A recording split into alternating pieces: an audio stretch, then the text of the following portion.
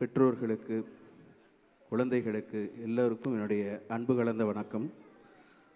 இது 7வது வருஷ ஆண்டு விழா ஜெபராஜ் தலைமையில் இது ரொம்ப அழகாக சிறப்பாக நடந்துட்டுருக்கு.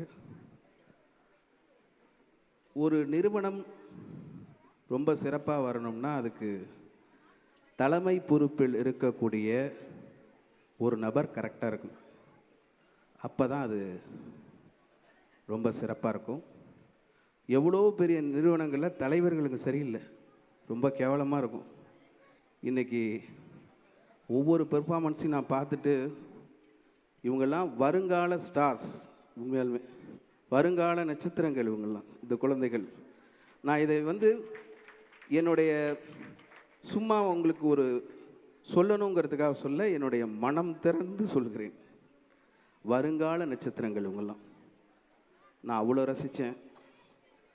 நான் கடந்து வந்த பாதைகளில் குழந்தை பருவமாக இருக்கும்போது எப்படியெல்லாம் நம்ம இம்ப்ரூவ் பண்ணோங்கிறது எனக்கு ஞாபகம் வந்துச்சு.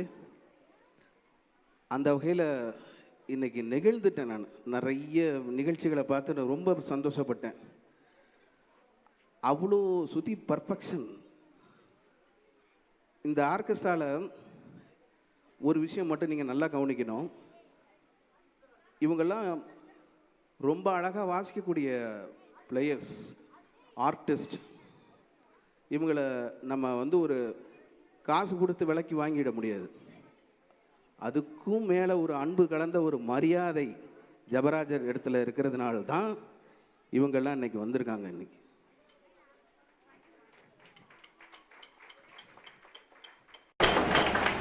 ரொம்ப அழகான ஒரு கீபோர்ட் பிளேயர் அவர். இந்த டோன் எடிட்டிங் அது முதற்கொண்டு ரொம்ப அழகாக அந்த சாங்க்கு எப்படி டோன் இருக்கோ அதே மாதிரி அவர் எடிட் பண்ணி கொண்டு வந்திருக்கார் ஷியாம் அவர். அப்புறம் ரிதம் பிளேயர். அந்த குழந்தைங்க எந்த மாதிரி கொஞ்சம் இழுத்து கொஞ்சம் முன்ன பின்ன போனாலும் அப்படியே அது தெரியாத மாதிரி வாசிக்கிறது சுரேஷ் சார். இதெல்லாம் பெரிய பெரிய பிளேயருங்களுக்கே வராது, ஃபீல்டில் இருக்கக்கூடிய பெரிய பிளேயருங்களுக்கே வராது. ஆனால் இவங்கெல்லாம் இன்றைக்கி வந்திருக்காங்க அப்படின்னாக்கா ஒரு காசு பணத்துக்கோ இல்லை இதுக்கோ கிடையாது, ஜெபராஜோடைய அன்பு கலந்த மரியாதை, அதுக்காக தான் வந்திருக்காங்க. அந்த மாதிரி ஒரு நிறுவனத்தை அன்றைக்கி நடத்திக்கிட்டு இருக்கிறதுனால தான் சக்ஸஸ்ஃபுல்லாக இது 7வது வருஷம் இது ரொம்ப அழகாக போயிட்டுருக்கு. அப்புறம் இங்கே சொல்லி கொடுத்த டீச்சர்ஸ், இந்த குழந்தைங்க பாடுறது பெரிய விஷயம் இல்லை, வாசிக்கிறது பெரிய விஷயம் இல்லை, அதுக்காக உட்காந்து அவங்க சொல்லி கொடுக்குறாங்களே மாஸ்டர்ஸ், அதே மாதிரி இருக்கிறதுனால தான் இது. நீங்கள் நான் இது ஒரு என்னோடய ஸ்டூடெண்ட் ஜெபராஜ் அப்படிங்கிறதுக்காக நான் சொல்ல, நிஜமாலுமே பெரிய பெரிய நிறுவனங்களில் இந்த மாதிரி பாடுறதுக்கும் வாசிக்கிறதுக்கும் ஸ்டூடெண்ட்ஸ் இல்லை. இதுதான் நிஜம். அந்த வகையில் இந்த மாதிரி ஒரு இடத்துல இந்த நிறுவனம் வளர்ந்து கொண்டு வருகிறது. ரொம்ப அழகாக இருக்குது. இன்றைக்கி இந்த கீபோர்டு வாசித்த தம்பி ஒரு இந்த ஜிங்கினமணி அந்த பாட்டு ரொம்ப நல்லா இருந்தது, விஜய். அதுக்கப்புறம் இன்னும் நிறைய பாட்டு இந்த மாதிரி நிறைய கீபோர்டு பசங்கள்லாம் ரொம்ப அழகாக வாசித்தாங்க. அப்புறம் அந்த கற்பூர பொம்மை ஒன்று அந்த குழந்தைங்க ரொம்ப நல்லா பாடிச்சு. சமந்தா, அந்த சனந்தாவா இல்லை இந்த பொண்ணு பேர் ஸ்ரீயா, அந்த சனந்தான்னு ஒரு குழந்தை பாடுனுச்சு, சின்ன சின்ன ஆசை. அது ஞாபகம் இருக்குது, அது நீ சொல்லவே வேண்டாம், அது எல்லார் மனசுலையும் ஞாபகம் இருக்கும். அந்த சின்ன சின்ன ஆசை அந்த பாட்டில் அந்த டைமிங் பார்த்திங்கன்னா ஒரு கரெக்டாக தள்ளி தள்ளி வரணும். அந்த ஒரு பார் 3வது பீட்டில் வரும் அப்படி.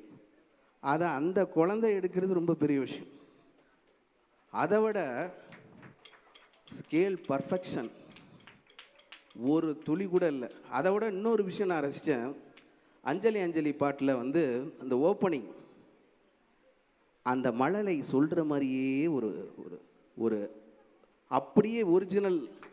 அந்த அந்த சின்ன வயசில் கேட்ட பாட்டு, நான் ரொம்ப நாள் ஆச்சு இந்த பாட்டு கேட்டு. இந்த பாட்டல் மறக்க முடியாத ஒரு பாடல். இளையராஜா கம்போசிஷன் நம்ம குழந்தைங்க பாடுறது பெரிய விஷயம். அதில் வந்து சிறப்பாக பாடுறது அதை விட பெரிய விஷயம்.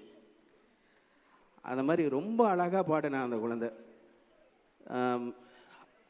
எனக்கு ரொம்ப ஒரு ஆசை, இந்த இடத்துல அந்த குழந்தைய கூப்பிட்டு இன்னொரு முறை அந்த அஞ்சலி மட்டும் ஒரு 2 லைன் மட்டும் எந்த இன்ஸ்ட்ருமெண்ட்டும் இல்லாமல் அந்த குழந்தையோட குரலை கேட்கணுன்னு. அந்த பொண்ணு இருந்தால் வரலாம்.